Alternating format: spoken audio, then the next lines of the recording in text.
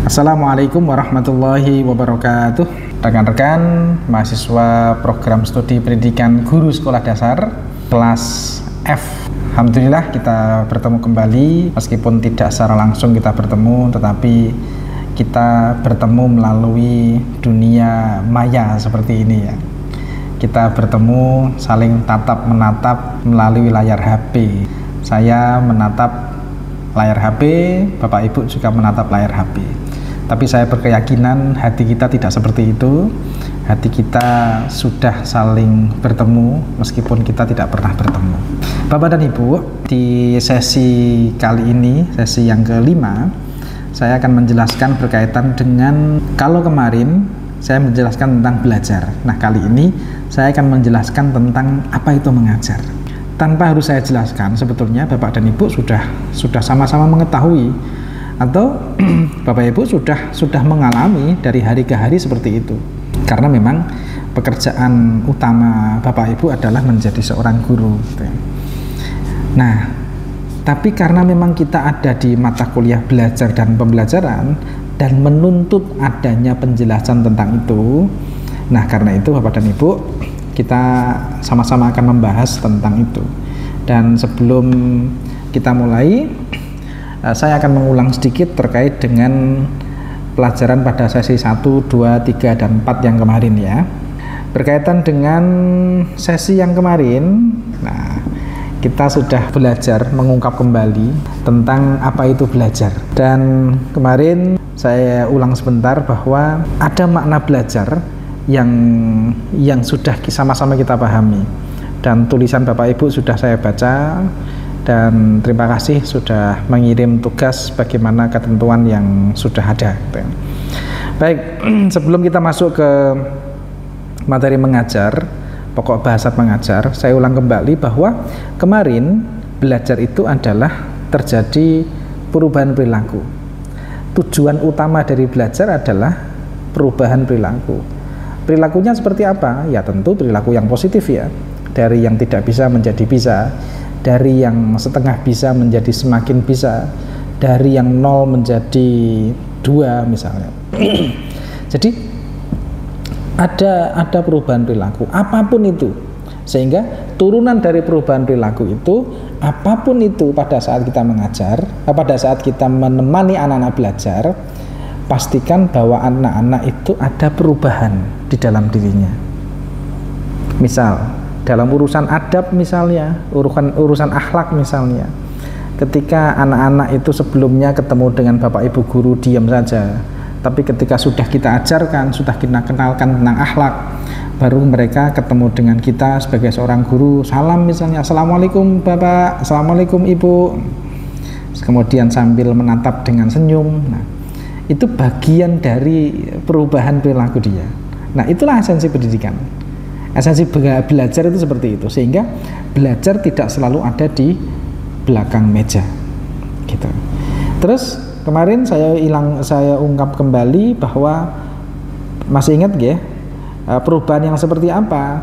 Ya, perubahan yang disadari, kemudian perubahan yang disengaja, perubahan yang berkesinambungan, perubahan yang fungsional, perubahan yang bersifat positif, perubahan yang bersifat aktif, perubahan yang permanen, perubahan yang bertujuan dan terarah, dan yang terakhir perubahan yang menyeluruh, kan gitu. Sehingga dari perubahan-perubahan yang seperti itu, sehingga kita punya gambaran umum, kita punya pondasi, kita punya rambu-rambu bahwa ketika kita sudah mengajar, maka pastikan bahwa mereka itu sedang berupaya untuk mengubah sesuatu. Mereka itu, maksudnya anak-anak kita, siswa-siswa kita, mereka sudah berangkat dari rumah, mereka berniat untuk mengubah dirinya. Karena esensi dari belajar adalah perubahan tingkah laku. Sehingga Bapak dan Ibu, ketika kita masuk di area mengajar, maka pastikan kita tidak melupakan makna-makna belajar seperti tadi. Jadi boleh kita mengajar, boleh, tapi pastikan bahwa kita sadar bahwa kita mengajar gitu loh. Apa itu pembelajaran? Ya, proses interaksi. Kata kuncinya adalah interaksi. Interaksi antar siapa? Interaksi antar peserta didik dengan lingkungannya. Lingkungannya itu siapa? Ya, kita itu lingkungannya mereka gitu kan.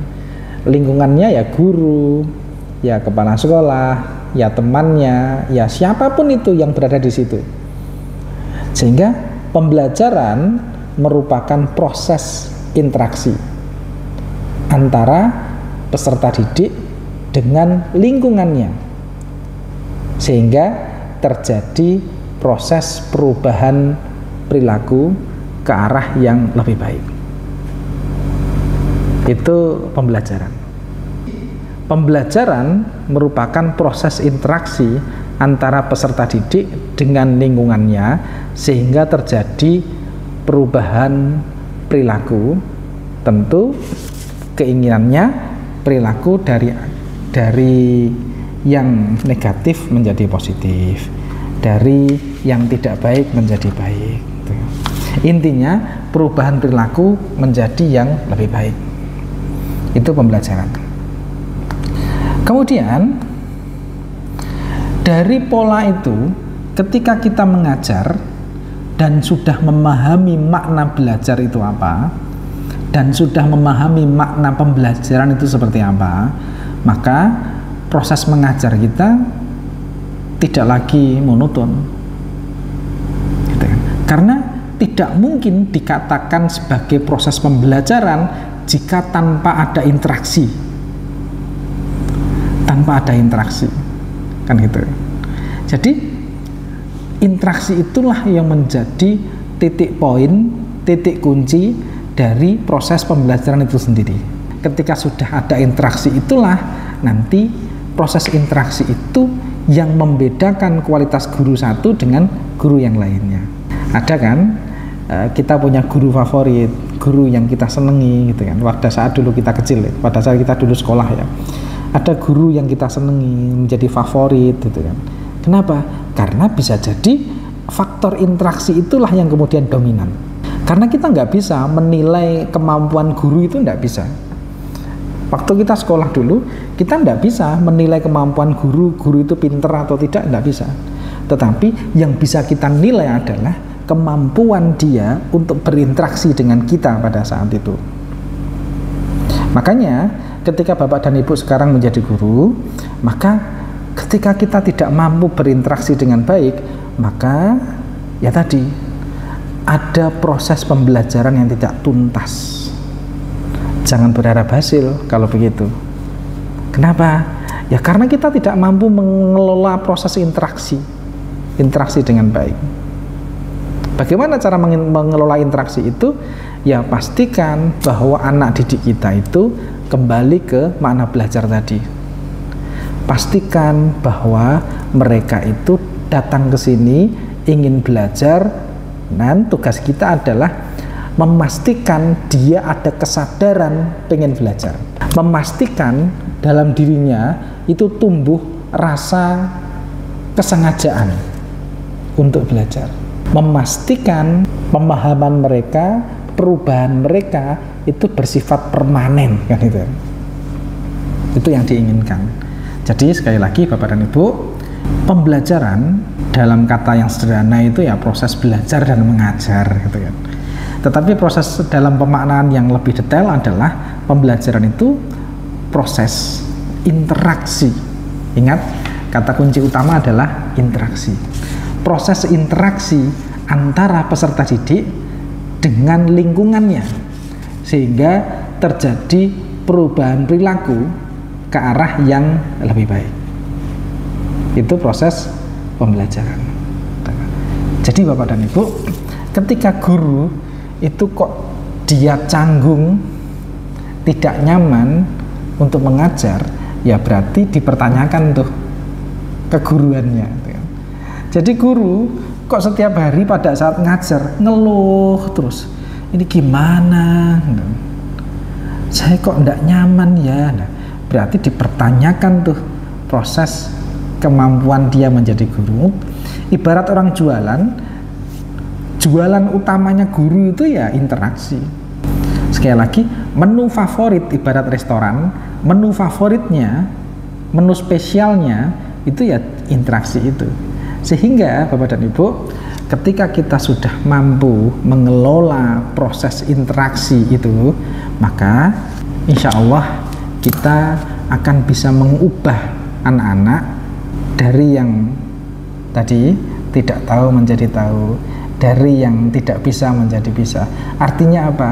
Ketika kita mampu mengelola kemampuan kita berinteraksi dengan mereka, dan ketika kita mampu melakukan interaksi dengan anak-anak, maka itu sebetulnya sudah berhasil.